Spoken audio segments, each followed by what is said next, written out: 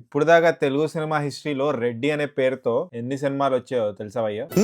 I'll Google it. Hi guys, David Reddy అనే మూవీది glimpse చూసాను భయ్య. మంచు మనోజ్ గారు సోలో హీరో ఈ సినిమాలో. అయితే ఈ cinema number of shooting days 95 అంట భయ్య. దాంట్లో 60 డేస్ యాక్షన్ ఎపిసోడ్స్ షూట్ చేయడానికి కేటాయించారంట. ఫుల్ 2 యాక్షన్ ఎపిసోడ్స్ ఉండబోతున్నాయంట డేవిడ్ రెడ్డి సినిమాలో. ఈ సినిమా యాక్షన్ డైరెక్టర్ దీనికంటే ముందు యానిమల్ సినిమాకి పనిచేశారు and Bheemla Nayak original version ఆ మూవీకి కూడా వర్క్ చేశారు. సో యాక్షన్ ఎపిసోడ్స్ ఏ లెవెల్లో ఉండబోతున్నాయో మీ ఇమాజినేషన్ కి వదిలేస్తున్నా. ఇప్పుడు డేవిడ్ రెడ్డి గ్లిమ్స్ ఎలా ఉందంటే చాలా వెరైటీగా ఉంది భయ్య, సూపర్ ఉంది. ఎస్పెషలీ మ్యూజిక్ అదిరిపోయింది, రవి బస్రూర్ గారు కొట్టారు. David Reddy movie 1880s to 1920 మధ్యలో సెటప్ అయి ఉంటుంది. ఆ టైంలో ఇండియాని బ్రిటిషర్స్ పాలించేవాళ్ళు. ఈ డేవిడ్ రెడ్డి గ్లిమ్స్ లో రెండింటిని అన్వీల్ చేశారు భయ్య.